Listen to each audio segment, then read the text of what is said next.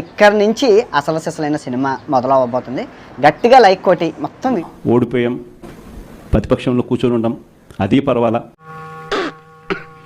Total గా present position very bad.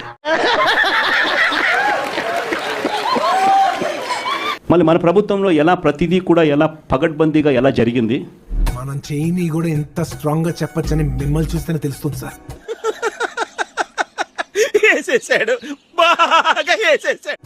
ఒకవైపున వ్యవస్థలన్నీ కొలాప్స్, మరోవైపున ఏది చూసినా స్కామే.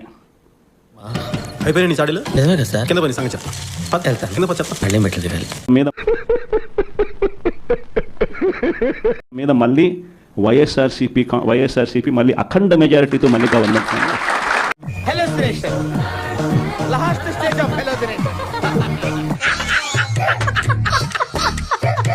ఈరోజు వైఎస్ఆర్సీపీ పార్టీ కానీ మేము 11 సీట్లకు వచ్చాం, వైఎస్ఆర్సీపీ ఎమ్మెల్యేలు కానీ ఈరోజు నిజంగా చాలా మంచోళ్ళ కింద కనిపిస్తూ ఉన్నారు.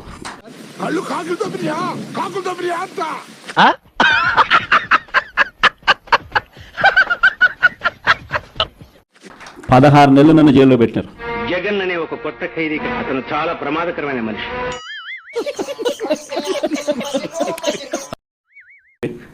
మనల్ని మళ్ళీ 30 ఏళ్ళు అక్కడే కూర్చోబెట్టే విధంగా కూడా ప్రజలు. నువ్వేం చెప్పావు నీకైనా అర్థమైందా? గట్టిగా సార్ చెప్పారు.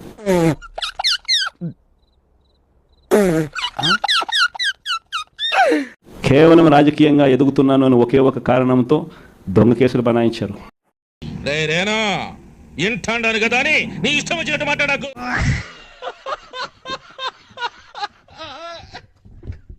కష్టం రానిదే సుఖం రాదు.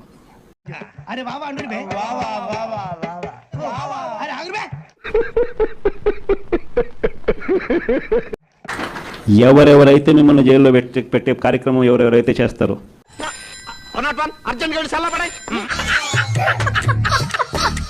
చేసిన వాళ్ళని గుర్తుపెట్టుకోండి, చెడు చేసిన వాడిని గుర్తుపెట్టుకోండి. మనం చెప్తాను, ఊరికే చూస్తూ ఊరుకోం.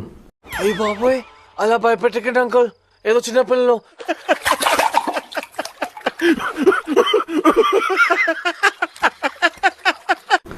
వైఎస్ఆర్ కాంగ్రెస్ పార్టీ బ్రతుకుతుంది. అయ్యి బాబు, ఇలాంటి జోకులు చాలా కాలం అయిందిరా బాబు.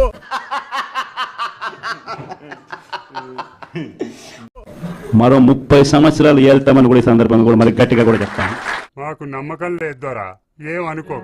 వైఎస్ఆర్ కాంగ్రెస్ పార్టీ ఈ రాష్ట్రాన్ని ఏలుతుందని కూడా ఈ సందర్భంగా చెప్తాను.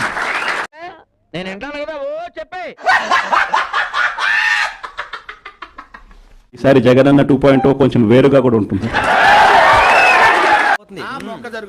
అవన్నీ నమ్మే ఉంటే నీ ఫేస్ లాగే నువ్వు ఏదో కన్నాలేసుకు బతకాల్సి వస్తుందిరా. మనకంటే ఎరుపుగా ఉన్నాడు. ఈసారి జగనన్న 2.0 వైఎస్ఆర్ కాంగ్రెస్ పార్టీకి సంబంధించిన ఏ కార్యకర్త వెంటికి కూడా పీకలేడు అని చెప్పి డైలాగ్ మారా మావా, అద్దరు కొట్టేశావు. అంటే ఏముంటది, మొత్తం లాగేశారు కదా, ఏమీ లేదు అక్కడ.